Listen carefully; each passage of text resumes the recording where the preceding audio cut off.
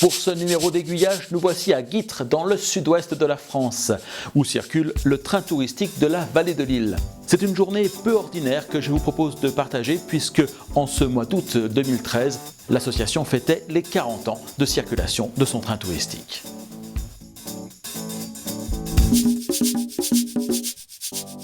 La gare de Guîtres, dans le département de la Gironde, n'avait plus pour habitude depuis bien longtemps d'avoir à recevoir autant de monde sur ses quais.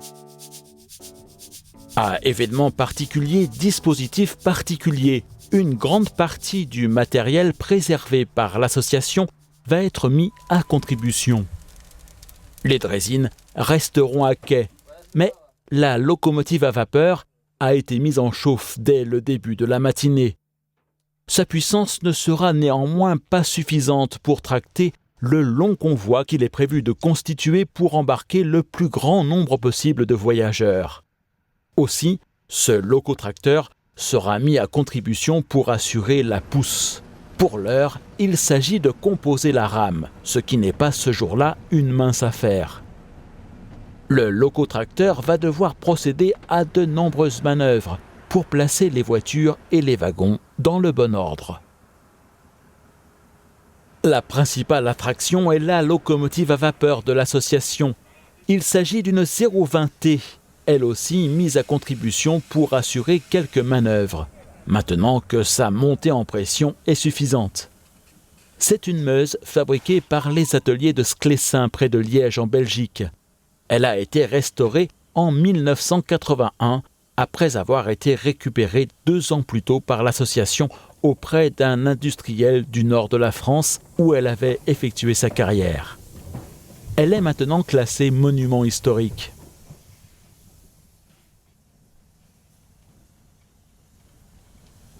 Et voici celui que l'on appelle affectueusement ici le Kiki, un locotracteur qui aurait presque des allures de Thomas le Train.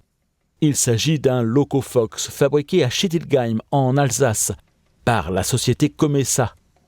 Sa carrière, quant à lui, il l'a réalisée à La Poste, au centre de tri de Bordeaux. Il n'est pas particulièrement taillé pour les records de vitesse puisqu'il ne peut circuler qu'à une allure comprise entre 2 et 4 km/h. On a au moins le temps de le voir passer et d'apprécier son bruit caractéristique.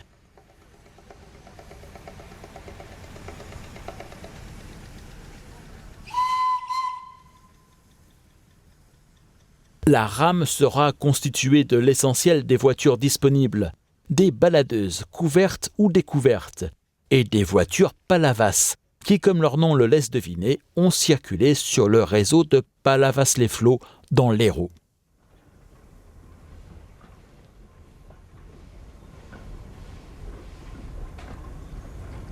Une pièce rare et même unique, cet autorail de Dion-Bouton s'apprête également à prendre du service. Tandis que ce fourgon datant de 1883 est déplacé par le locotracteur BB 4033. Un locotracteur américain qui a circulé un temps sur une autre ligne de Gironde, celle de Lacanau, et qui assure habituellement ici les trains du mercredi.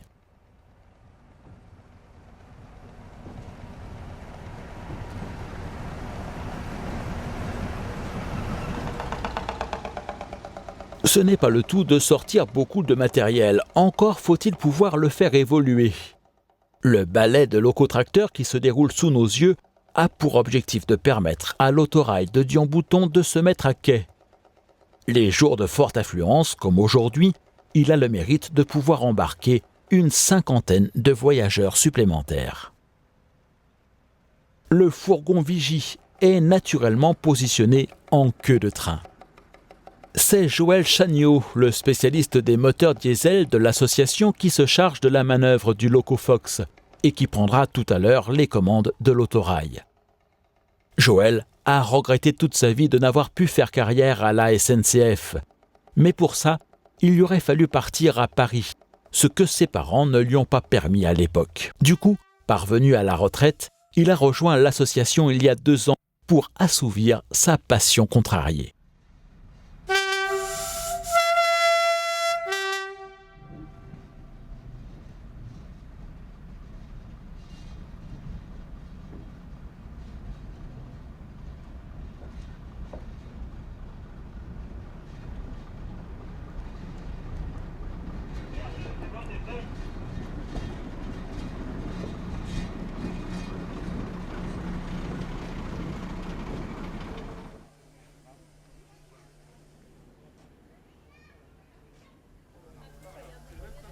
Avec tout ça, l'après-midi est déjà bien entamé et c'est l'heure du départ. L'affluence se mesure au nombre de voitures sur les parkings aménagés aux abords de la gare et au nombre de passagers. Les derniers arrivés ont même dû rester à quai.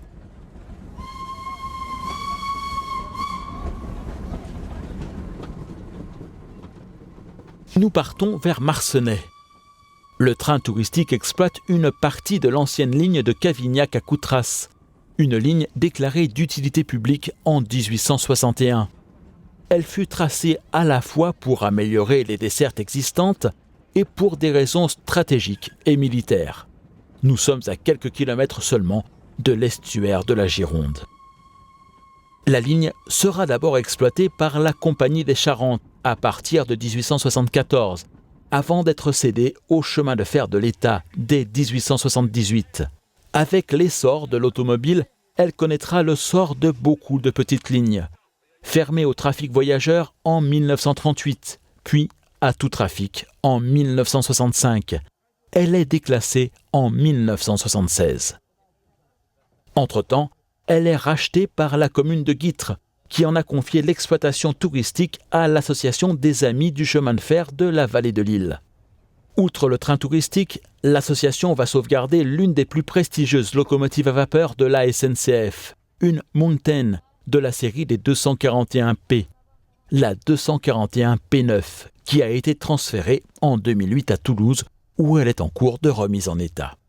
Le train de Guîtres-Marcenais n'atteint pas la gare de Marcenais. Aussi, il est proposé à la plupart des voyageurs de descendre un peu avant en un lieu dit le Moulin de Charlot, où se trouve une crêperie et un plan d'eau. L'équipe de conduite poursuit ainsi son chemin sur quelques centaines de mètres jusqu'à l'entrée de la gare de Marcenais, où il est possible de manœuvrer. En raison du nombre d'engins engagés aujourd'hui, ces manœuvres sont millimétrées. Il faut d'abord détacher la locomotive à vapeur pour l'engager sur la voie de débord. Le locotracteur en pousse pourra ainsi engager le convoi sur la voie unique au-delà de l'aiguille. Une occasion de voir défiler dans son intégralité la composition du jour.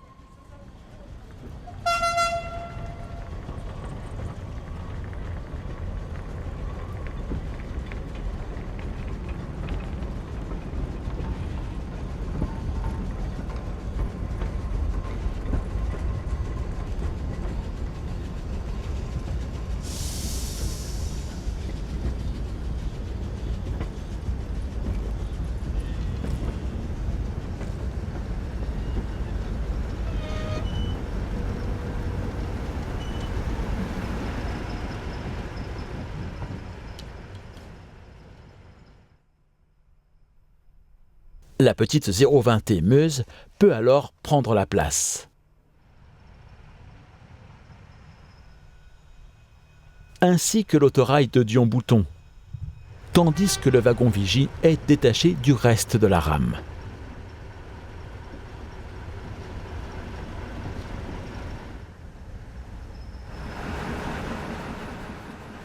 La locomotive à vapeur va alors chercher ce qu'il reste du convoi.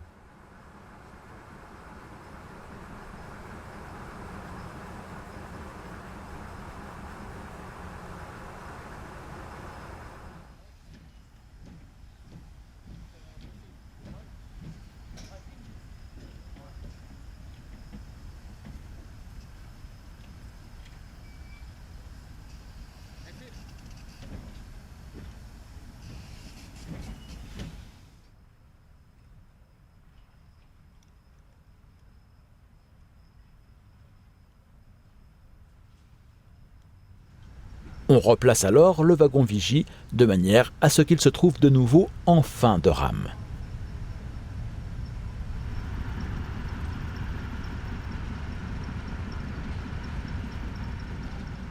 Le locotracteur libère la place pour que le reste de la rame vienne raccrocher le wagon orphelin.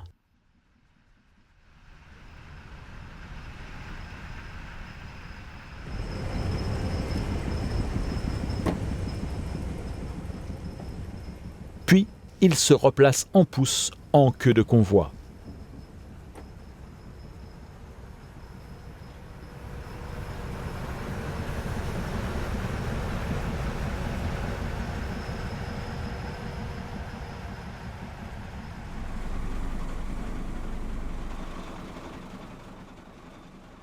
Avec tout ça, nos chances d'avoir quelques minutes pour aller manger une crêpe au moulin de Charlot sont bien compromises. Mais qu'à cela ne tienne, nous ferons le voyage retour en cabine, en compagnie de Joël, à bord de l'autorail.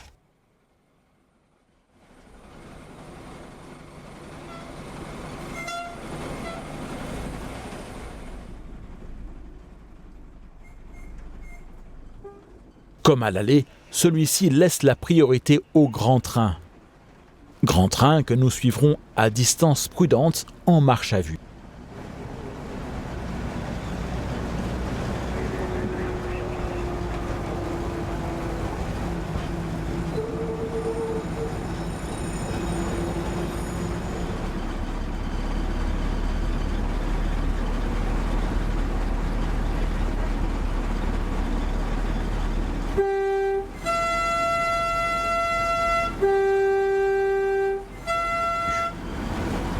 Une fois les voyageurs récupérés, nous revenons tranquillement en 3/4 d'heure, comme à l'aller, en gare de Guîtres.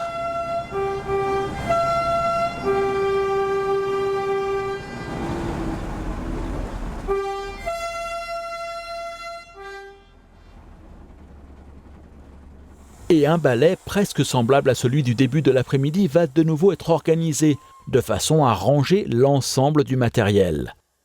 La journée est pourtant loin d'être finie, puisqu'une fête sera organisée ce soir jusque tard dans la nuit pour fêter dignement avec les voyageurs les 40 ans de circulation du train touristique.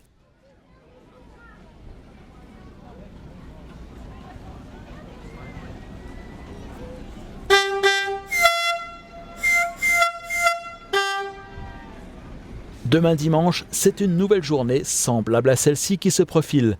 La fête d'anniversaire se poursuivra avec d'autres voyageurs. En temps ordinaire, le train à vapeur de Guîtres à Marcenais circule les dimanches et jours fériés, et un train diesel est assuré le mercredi en juillet et août.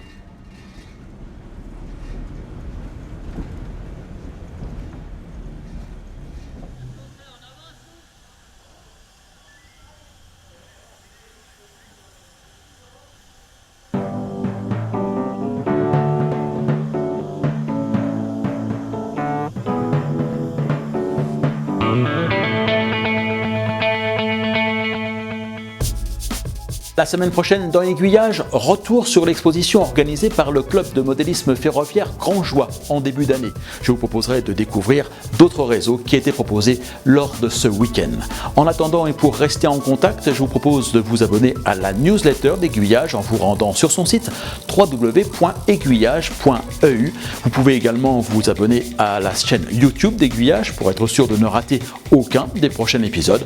Et enfin, vous pouvez aimer, faire aimer et partager sa page Facebook.